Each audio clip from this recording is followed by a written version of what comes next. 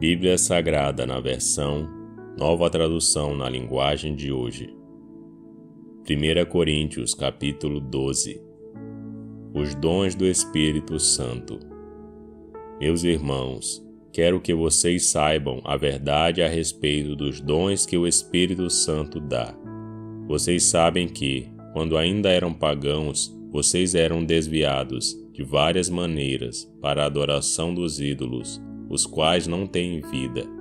Por isso precisam compreender que ninguém que diz que Jesus seja maldito pode estar falando pelo poder do Espírito de Deus, e que ninguém pode dizer Jesus é Senhor, a não ser que seja guiado pelo Espírito Santo.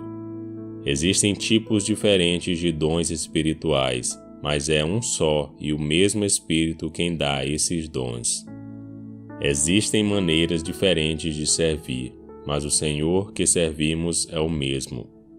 Há diferentes habilidades para realizar o trabalho, mas é o mesmo Deus quem dá a cada um a habilidade para fazê-los. Para o bem de todos, Deus dá a cada um alguma prova da presença do Espírito Santo. Para uma pessoa, o Espírito dá a mensagem de sabedoria, e para outra, o mesmo Espírito dá a mensagem de conhecimento. Para uma pessoa, o mesmo Espírito dá fé, e para outra, dá o poder de curar.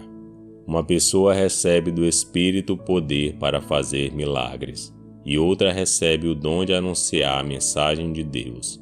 Ainda outra recebe a capacidade para saber a diferença entre os dons que vêm do Espírito e os que não vêm dele. Para uma pessoa, o Espírito dá a capacidade de falar em línguas estranhas, e para outra ele dá a capacidade de interpretar o que essas línguas querem dizer. Porém, é um só, e o mesmo Espírito quem faz tudo isso. Ele dá um dom diferente para cada pessoa, conforme ele quer.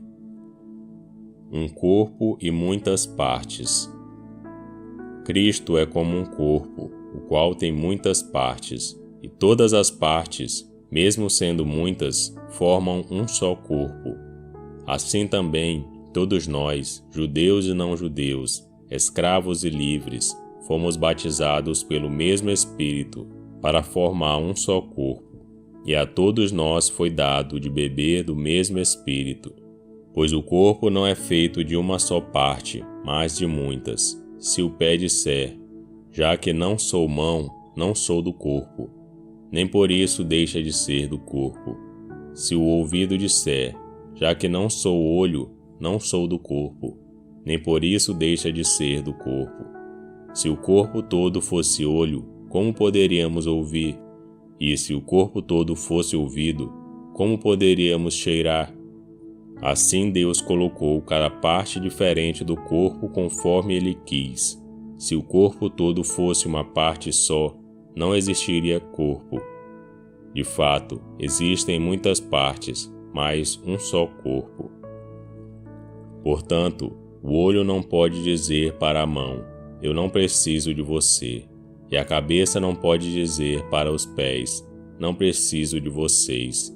O fato é que as partes do corpo que parecem ser as mais fracas são as mais necessárias, e aquelas que achamos menos honrosas são as que tratamos com mais honra.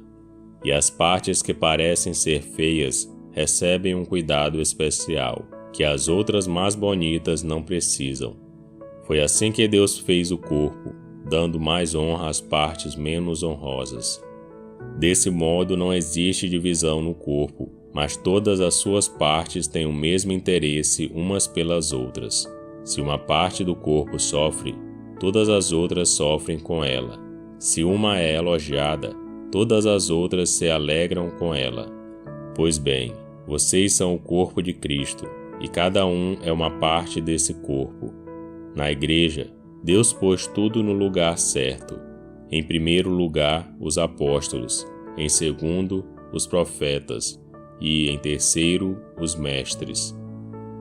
Em seguida, pôs os que fazem milagres, depois os que têm o dom de curar, ou de ajudar, ou de liderar, ou de falar em línguas estranhas. Nem todos são apóstolos, ou profetas, ou mestres, Nem todos têm o dom de fazer milagres, nem de curar doenças, nem de falar em línguas estranhas, nem de explicar o que essas línguas querem dizer. Por isso, se esforcem para ter os melhores dons. Porém, eu vou mostrar a vocês o caminho que é o melhor de todos. E esse foi 1 Coríntios, capítulo 12. Curta o vídeo e inscreva-se no canal para você ouvir todos os dias um capítulo da Bíblia. Que Deus te abençoe.